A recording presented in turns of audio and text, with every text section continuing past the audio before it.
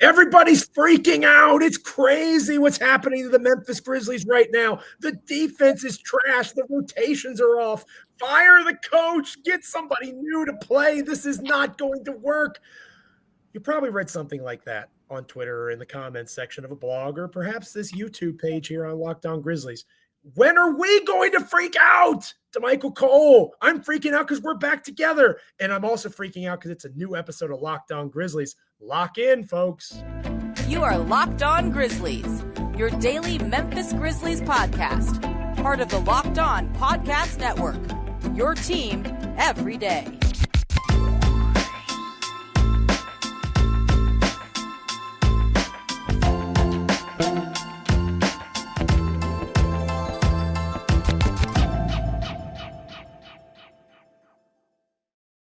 Welcome to Locked On Grizzlies, your first stop for Memphis Grizzlies content each and every day. We are free and available wherever you get podcasts. We are also available on YouTube. You can rate, review, subscribe.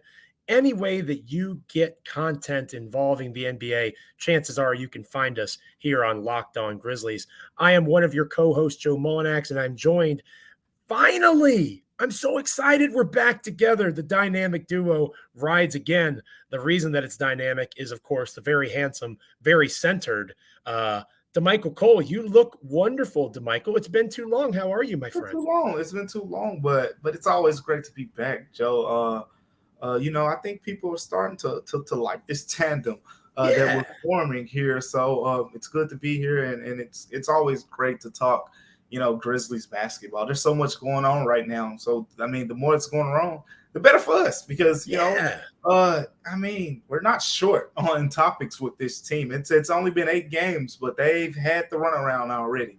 Bring on the clicks. Bring on the downloads. Check us out here at Locked On Grizzlies as the world comes tumbling around the Memphis Grizzlies. I'm just kidding. Relax. Don't get too angry with me just yet. Or am I kidding? I guess we'll find out here in this first segment. Today's episode is brought to you by BetOnline. BetOnline has you covered this season with more props, more odds, more lines than ever before. BetOnline, where the game starts. I don't know if you know this or not, Damichael. You and I haven't been together for the last couple of episodes. The Memphis Grizzlies suck now. I don't know if you knew that, but they are just not good anymore at the game of basketball. Unfortunately, they lost 2 games in Utah to the Utah Jazz, who maybe they're not as bad as we thought. Of course, it's, just now November, so maybe we can just take a breath on who's going to make the playoffs and who's not out of the Western Conference. But I do think, Damichael, it's fair to ask you, as I've outlined in the last couple of episodes, there's things that I'm concerned about in terms of the defense, which I know you've talked about before. The turnovers of Tyus Jones were a major focus of mine in the last episode. Tyus didn't seem to have his game. And with so many concerns health-wise for the Memphis Grizzlies right now, they can't afford to have anybody have a game that is off of what they were brought to the table for Memphis to do. And Tyus was just one of multiple examples of that in the last game against the Jazz. So there are people freaking out, Damichael. I'm just curious, are you freaking out? Joe, I always find myself being that guy who has to talk people, off of this bridge of, it's over. Because it's an 82-game season. I just cannot fathom in my mind the idea that people think a team in 8 games will look like a team that'll be in their 60th, that'll be in their 50th, that'll be in their 40th game of the season. Anyone who has played sports, who has coached sports, who has been around sports, who has consistently watched someone play sports, knows from day 1 to day 30 to day 50 to day 100, a lot of progress takes place. And, to get more specific with this Grizzlies team, they'll be fine. I think I'm not going to take that. Yes, it's a terrible defensive start. You're talking about the 28th defensive rating in basketball. Opponents are shooting 48% from the field, 25th in the NBA. So you look at that and you're like, man, they're giving up buckets. But take it a step further. The defensive rebounding still on par with last season. Last season, number 1 in the NBA. This season, number 4. So still one of the elite defensive rebounding teams. What about opponents' assist average? Last season, opponents averaged 25 assists per game against the Grizzlies. This year, 25.7. So that's not, necessarily a great number. Neither of those numbers are. But the fact is, it's comparable to last season. And at the end of the day, if you're limiting assists and you're limiting rebounds, that's the name of the game. That's how you play defense, because you're allowed one-shot possessions and you're not giving up many open shots. So that's what the Grizzlies want to do. The biggest difference, of course, we've talked about it a lot, is the havoc. The Grizzlies last season, I talked about it. Last season, when you look at the Grizzlies numbers, they were 4th, right, Joe? 4th in defensive rating, but they were 11th in defensive field goal percentage. 11's not bad. You're still, in the top third of the league, but for the team to be 4th in defensive rating and then kind of told down to 11th in defensive field goal percentage, the reason was because they were number 1 in steals, number 1 in blocks, and they just made it tough on teams. They dictated, the pace of the game by just creating that havoc. Well, this year, this team is 9th in blocks, 17th in steals, and I just have to remind people that right now, De'Anthony Melton is 2nd in the NBA in total steals. Oh, Damichael. Not saying the trade went. Don't start a flame war, Damichael, in the comments. I'm just saying, Joe, he's 2nd in the NBA right now, and we're talking about the Grizzlies being 17th in steals. He may or may not have been a big loss for that department, but if only that could have been predicted. It's not the end of the world, Joe. It's not the end of the world. This team, the way they're playing right now, they'll look completely different. Do I even have to mention the fact that Jaren Jackson Jr. is arguably this is a first-team all-defensive guy, and then Zaire Williams, who's the guy you typically love to have guard, those Kyrie Irvings, those De'Aaron Fox, those Jalen Green type guards. They'll be fine. I hope so. I hope you're right. And it just stung like a bee flittering and fluttering into my ear and poking right on the old earlobe there, Damichael. You bring it up to Anthony Melton. When are you officially going to panic, Damichael? This is an important question because there are some folks that are freaking out, even though the team started the season 9-10 last year and went on to arguably their best season in the history of the franchise. There are still folks panicking, right? Saying that this team stinks. I think that's an overreaction, and most rational people would agree with that. I am always and always have been a call me at Christmas guy. And we're obviously, 7 or 8 weeks removed from the Christmas holiday, which for the first time, the Grizzlies will have a basketball game on. Super excited to talk to you over the holidays, Damichael, and preview some Grizzlies Warriors fun.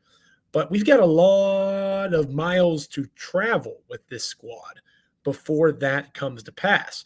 And there's going to be a lot of change. Healthy teams, for example. I do find that interesting that the Grizzlies are being viewed as a team to be panicked about by some, despite their health, people seeing them drop down the power rankings and all that sort of thing. What did you expect from a 4-3 team that lost 2 games to the Utah Jazz? One of them, they didn't have John Morant on the floor. The other one, they didn't have Desmond Bane. And for both of them, they didn't have Jaren Jackson Jr. So for me, it's Christmas, Damichael. When are you going to start freaking out? It's a similar time frame, because typically I'd say 20 games, which is well before Christmas. But, they were 9-10 last season. That was 19 games. And the West is loaded. I don't know if you can go 9-10 again and flip it around the way last season's team did, because you don't have as many checkmark games on the calendar where you say, oh, we're playing that team, checkmark, playing that team, checkmark. Like, technically, those games are right now. Yeah, this is the stretch, right? We talked about it before the season. This is a stretch the Grizzlies had to win. And, some people can rebuttal and say, well, no one expected the Jazz come out firing like this. Yeah, I think that's an argument that can be made. But the answer to your question is I'll say New Year's. It's because at the end of the day, that's when Jaren Jackson Jr. gets back. It's not just when he gets back immediately. Remember, we've had this talk for years about how Jaren and Ja mesh together. Mm-hmm. Guess what? We're going to have that talk again. as soon as he gets back. And we're not having that talk right now because it's kind of overshadowed. At the end of the day, you just want him back. Then you address that when he gets back. When he gets back, how will it affect Ja? We see Ja off to this historic start right now, right? What does it look like when Jaren Jackson Jr. Comes back? Whose shots go down the most? We know whose shots should go down, but will it be, will that be the case? So all those questions have to be answered. And at the end of the day, all that is the team will have to relearn how to play with each other, because you're going to have a new starting lineup, a familiar starting lineup, but it's still, it's going to be new this season. Then you're going to have a bench unit that's completely reconstructed. Santi Aldama gets more time with that unit. He's playing alongside Brandon Clark, which we've seen a lot more in recent games. So they're kind of working that in a little bit. And then you determine, Jake LaRavia, David Roddy, who plays, those minutes. Then you have John Contra, Tyus Jones. I think at the end of the day, when you get to around New Year's, and, Christmas is a good time as well. You say Christmas, I say New Year's. When you get into the new year, you want the Grizzlies to be playing better basketball. You want to see it, and that'll make it easy to believe, hey, they can make a run before the All-Star break, and, they can go into that final stretch of the season ready for playoff basketball. So rest assured, Memphis Grizzlies, all Ja and Dez and Jaren, or Trip, as I call him, we're buddies, he and I. I know they're listening to this. We're not fleeing the ship just yet. You've got Locked On Grizzlies for at least the next couple of months, and then we'll completely lose our minds if we're still in the same place. But not really. Damichael and I aren't just going to complain here on Locked On Grizzlies and say that the team is underachieving. We're going to try to fix it. We're going to say ways that we think we can help the Grizzlies, even with their current health concerns, get back in their winning ways. We're going to talk about that next here on Locked On Grizzlies. But first, I am interested in how this team responds in terms of against the spread, right? Because that is a lot of ways that you could see and kind of get a feel for how a team is supposed to perform based off of whether they're the favorites, the underdogs, all those sorts of things. Where in the world could you get such information? BetOnline.net. It's your number one source for betting, not just basketball, but football this time of year. Find all of the latest player developments, team matchups, news, podcasts, and in-depth analysis on every game. And as always, BetOnline remains your continued source for all your sports wagering information, with live betting and up-to-the-minute scores for every sport that's out there, including Major League Baseball, MMA, boxing, golf. It's the fastest and easiest way to check in on all your favorite games. Head to the website today or use your mobile device to learn more. BetOnline, where the game starts.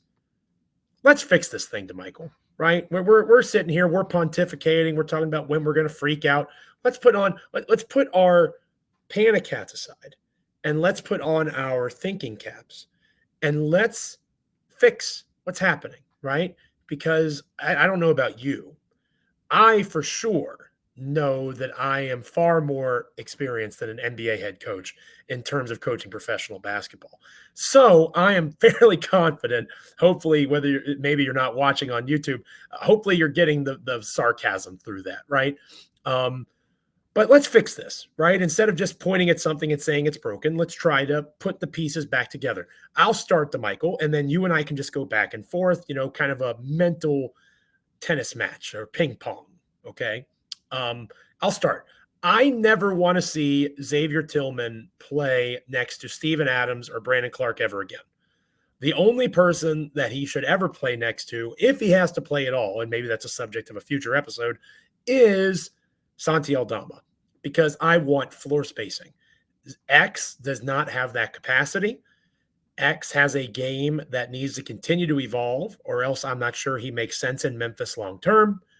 And I have seen enough of Xavier Tillman to know what he's good at and what he's not good at. I know his offensive limitations. I need Santi Aldama next to him because at least he's a threat to score the ball from three. Brandon Clark isn't. Steven Adams isn't. Doesn't work. You go. I like that. You're right. Just go right on. Get right on into it. Right. I'll start it off by saying I want to see more of Desmond Bane at the three. Ooh. Not theoretically in a starting lineup, mm-hmm. but I want to. We see the mix of the three guards, right? We see either, in recent games, it's been Ja and Dez, Tyus and Dez, or Ja and Tyus. We have not seen, we may have seen it once or twice, but we haven't seen it consistently. Briefly. Ja, Tyus, and Dez at the same time. Now, of course, defensive things and all that factored into that. And oh boy, have they struggled defensively. And that's going to be my second point that I'm going to get into. But my very first point is offensively right now, while the Grizzlies are struggling, to have guys who can create and things like that. What about in some late game situations where you put those guys, put Tyus and Ja together, and you have Desmond Bane? I mean, Tyus has been shooting the ball well. Desmond Bane's three-point shot ability, it's a step up, I think, from John Conchar, because you have, more guys who can take the ball off the dribble and create for other guys. It's a step up from Dillon Brooks because you'll, quite frankly, just get better shots. So I think offensively, having Tyus, Ja, and Dez be your 1, 2, and 3 can kind of unlock some things that we haven't seen. I see your Tyus, Ja, and Bane, and I raise you Dillon Brooks at the 4. Ooh. I like those 3 alongside Dillon Brooks. And here's the rationale, Damichael. You're exactly right. Their defense stinks right now. I'm not saying this is going to fix the defense, although I would maybe be able to put together a scheme with Brandon Clark at the 5. You can at least switch a lot of things. It makes you much more switchable. You don't have to worry as much about drop coverage with Steven Adams or someone else out in the fold. But if you go super small, and you just say, all right, we've got Dillon Brooks who can play pick and roll with our 5. We can have 4 or 5 pick and rolls with, Bane in one corner, Tyus in another corner, Ja cutting off of screens, back cuts, backdoor cuts. I think that there is at least something interesting there. And it's different in that you're going small. Your opponent isn't used to you doing that or seeing you do that on tape. And it gives a different look. You're not going to just accept the fact that, we got Jaren out, we've got LaRavia out, we've got potentially Bane out again. If Bane doesn't play, put Conchar in that role, right? I'd be fine with Conchar instead of Bane in this theoretical lineup where you decide, okay, we're going to go small, we're going to be able to run a little bit, we're going to be aggressive and attack the glass as a unit. That would at least be a different look and put them in a position to try to get some mismatches for Dillon Brooks and put him into better positions to be successful offensively. So I agree with your smaller backcourt, and I raise you a smaller front court. I like that. It looks like we're playing off of each other right there. But my last point is a simple one, I think, Joe, and it's just talk. It's that simple. You mean like start a podcast? Yeah. Start a podcast on the basketball floor about why this guy should guard this guy, why this guy should guard. Communication on defense.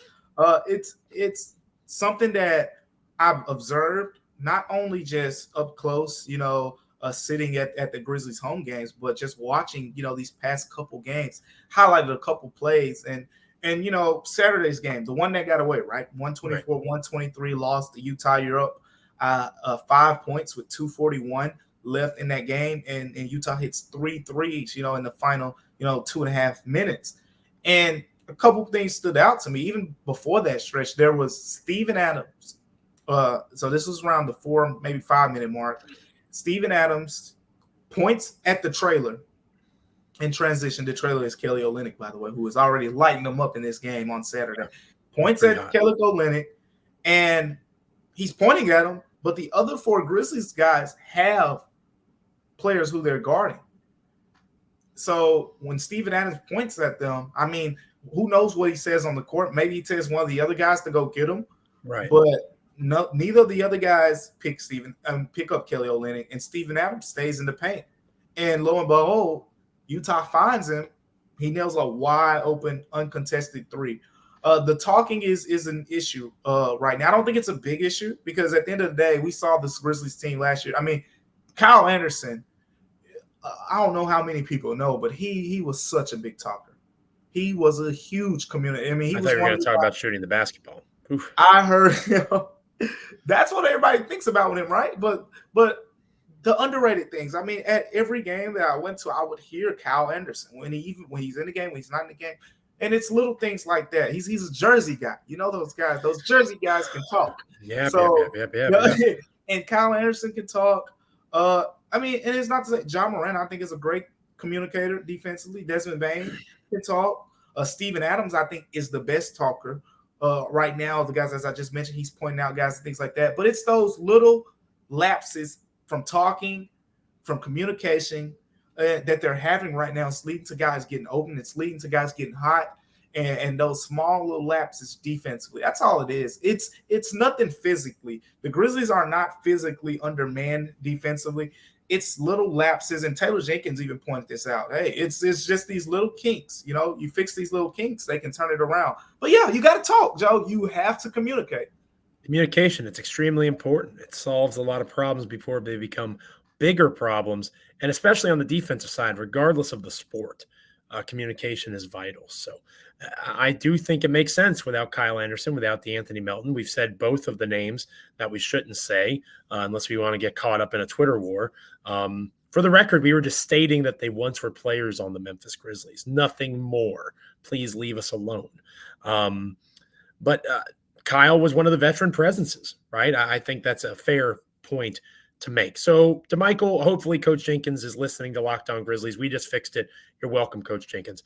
When we come back, we'll fix the last thing that the Grizzlies should be focusing on heading into tonight, and that is their showdown to end their West Coast trip with the Portland Trailblazers, I believe, on national television, Damichael. So the Grizzlies are going to be big time in it on national TV once again. We'll preview that game next. But first, I want to say thank you once again for making Locked On Grizzlies your first listen. For your next listen, check out the Locked On Sports Today podcast, the biggest stories of the day, plus instant reactions, big game recaps, and the take of the day. It's available on the Odyssey app, YouTube, and wherever you get podcasts. We preview Trailblazers Grizzlies next. Stick around here on Locked On Grizzlies. So the Grizzlies tonight, Damichael, going into the game, injury report, obviously very important since both Steven Adams and Brandon Clark left the game against the Jazz on Halloween night. Steven Adams is questionable with that jaw injury. He has some jaw soreness, JAW. He's not angry at Ja Morant. I want to stress that. Desmond Bane has the same right ankle issue. And then Jake LaRavia still questionable with a non-COVID illness. Danny Green, Jaren Jackson Jr., Zaire Williams remain out. However, on the flip side, for the Portland Trailblazers, Damian Lillard being the main name of somebody that's out in this game. He will not be participating. Trendon Watford, Gary Payton II. Those are other players that would probably be in the mix that won't be playing. Josh Hart is questionable for the contest with a concussion. So there's lots of injury questions for the Portland Trailblazers as well entering this contest with the Grizzlies.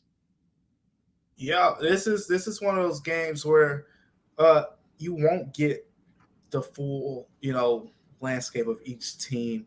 Now the Grizzlies could, get these three guys that you mentioned are questionable back. Steven Adams and, Jake LaRavia, who, the way he shot the basketball, they kind of missed him. And, so valuable.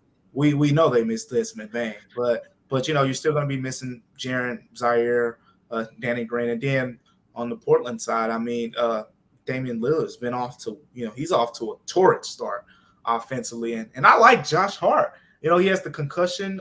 He's been in the concussion protocol. Mm-hmm. And I saw that Chauncey Billups said, he has to, go through some pregame stuff and the testing and all that. The NBA is kind of, ramped up its process with the concussion protocol stuff. So we'll see what happens with him. But I feel like he's a Dylan Brooks type when it comes to just the ruggedness. But he gets after it. I think he's averaging 8 or 9 boards, right now.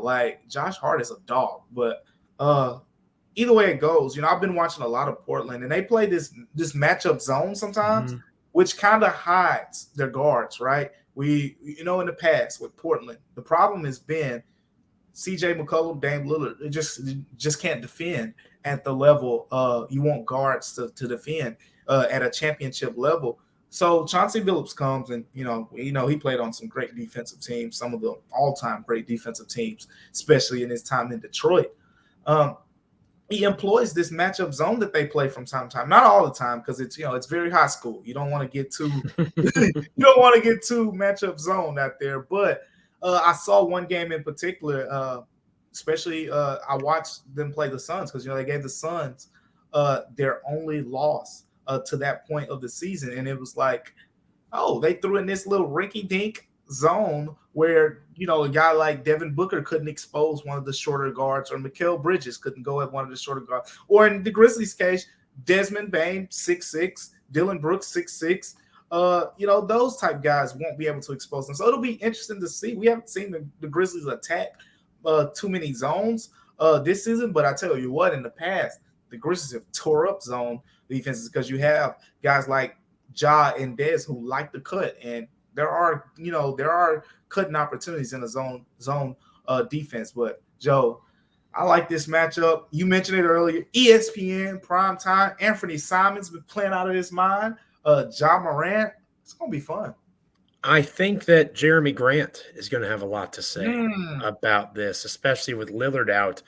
Simons likely progresses to that number one guy, understandably so. He's scoring 20.5 points a game in 36 minutes played. So I don't need to use his per 36 minutes stats because that's how many minutes he's playing. 37% from beyond the arc. He isn't really an assist guy. You alluded to the numbers for Josh Hart. Josh Hart has more assists than Anthony Simons does, but he's a bucket. He's filled in that CJ McCollum role nicely. Jeremy Grant should be the next guy to fill in terms of scoring. He is shooting 40% from three early on in the season. He can be a player who, going back to his time in Detroit, can be an all-star caliber guy. And I think that if Memphis falls asleep on Grant, they'll have some issues there. One other name that I want to point out here in terms of what I'm interested in, and I'm going to be honest, Damichael, this is hard for me because this is one of the guys. I don't know if you know this or not. I have a thing for oft-injured wings. Oh, I already know where you're going. And the latest one that I had a crush on that it really didn't end well was Justice Winslow. And the Grizzlies had to part with him, understandably so. And I think he signed with the Clippers. And then he was part of the trade that brought Norm Powell and other pieces in. Robert Covington, I believe, perhaps, if I'm correct on that, went to the Clippers. And Justice Winslow went to Portland. And he is not having a poor start to his season either. And he's another guy who has some experience playing point forward. When you lose someone the caliber of Dame Lillard, you need someone that can score, someone that can create. And the two guys that I'm looking for that could, if they are going to give Memphis problems, Jeremy Grant can score, and Justice Winslow has the capacity to create. I'm not saying he most certainly will, but he's averaging 2.8 assists in 25 minutes played per game. He is out there getting 1.8 steals per game. That is best on the Trailblazers. He probably will see an increased role with Lillard out, and that only means another big forward that can do combinations of skills for Memphis to contend with, being down a couple of guys of their own that have that type of skill set. Justin Winslow. I know that's where you're going. The one that got away. The one that got away, as Joe likes to call. Well, the matchup that I don't want to get away from us tomorrow. I want Steven Adams to play so we can get this big heavyweight. Yes. Oh my goodness. I mean, Nurkic versus the unstoppable force meeting the immovable object. The immovable object, and watching Nurkic, it's two guys. We saw it in Memphis with Valanciunas, and Nurkic is kind of in that similar, package where they bully ball dudes, and you gotta. It's only a few centers in the league who can just stand their ground and say, "You're not about to bully me." Steven Adams is one of those dudes, and I just love to see, that those brute forces just battling each other. It's fun to watch because a lot of people who I've talked to around the league, even before I came to Memphis, I was asking the question in Philadelphia a lot when I was up there, and it was the question, who's the strongest guy in the NBA? And a lot of times the answer is Steven Adams. It's been that way for years. It's still that way. And you know what? Nurkic is he's not a weak guy by any chance. That's going to be a fun matchup. And I know I pointed out Steven Adams usually this season he's been closing games more. In the past, last season it was Brandon Clark, Jaren Jackson Jr. We saw him getting taken out when Utah went to their 5-out lineup, and then we saw him get taken out in the first game against the Knicks. But against the Kings and those other close games that they had, he was in the closing lineup. So I think playing a team like Portland affords you to keep Steven Adams in the closing lineup because Nurkic isn't going out of the lineup, and I think that's going to be a fun matchup. You got these two big bruising bigs, and quite frankly, just more basketball side of this is Nurkic is a big part of that Portland offense, especially without Damian Lillard, and you have to have someone who can bang with him. And I think pretty much. This is your best option, Steven Adams. Xavier Tillman could potentially, but we heard Joe earlier. I don't think he wants to see Xavier Tillman in the game. So your hope is Steven Adams in that case. But overall, Joe, I think this is going to be a fun matchup. Two teams who can really score the basketball. This is a chance, I think, for the Grizzlies defense to kind of, I don't think Portland is an overcomplicated offense from what I've seen. They have talent. So I think when you try to out-talent the Grizzlies on that side of the basketball, they can kind of, simplify things defensively and say, hey, you got Jeremy Grant, you got Anthony Simons, go get them. You got Nurkic, go get them. Whereas with Utah, it was 5 out, the ball's moving. It was a lot going on. So I think this is a chance for the defense to kind of, get some things worked out as well. But we'll see who plays, who doesn't play, and I think that'll be a big part of it as well. You're welcome, ESPN. Damichael and I just did an excellent job hyping that game. So any money you want to send to me, Damichael has the commercial appeal. They pay very well at the commercial appeal, I'm sure. I'm the poor one. Pop, just over here. Just bring it this way. You're welcome, ESPN. We just sold that game quite well, in my opinion, at least. Thanks for making Locked On Grizzlies your first listen today. For your second listen today, check out Locked On Sports Today. From the games that matter the most to the biggest stories in sports, go beyond the scoreboard and behind the scenes with local experts and insights only Locked On can provide. Locked On Sports Today, available on this app, YouTube, and wherever you get your podcasts. The next time we're on Locked On Grizzlies, Damichael, you'll be flying solo.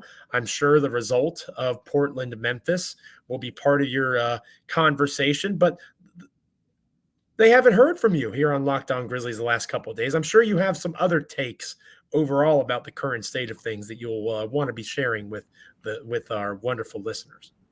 Yeah, and the game is going to dictate a lot of that because we just talked about the defense. We didn't get to talk much about shooting because shooting has been really good. I know people have heard me kind of talk on, where's the shooting going to come from? How are they going to shoot the basketball? Well, even in these, this past game against the Jazz was probably one of the worst shooting games yet. But before that, I mean, they've shot the basketball very, very well to start the season. I think that there's a lot of good things that you're going to be covering on the next episode, and hopefully you'll be tuning in, checking it out on YouTube, and wherever you get your podcasts, continuing to make Locked On Grizzlies your first listen each and every day. Thank you so much for making Locked On Grizzlies part of your Memphis Grizzlies experience. It is appreciated. It was wonderful to have Damichael back with me. Looking forward to the next time already. For Damichael, I'm Joe. Continue to stay locked in, Grizzlies fans. This is Locked On Grizzlies.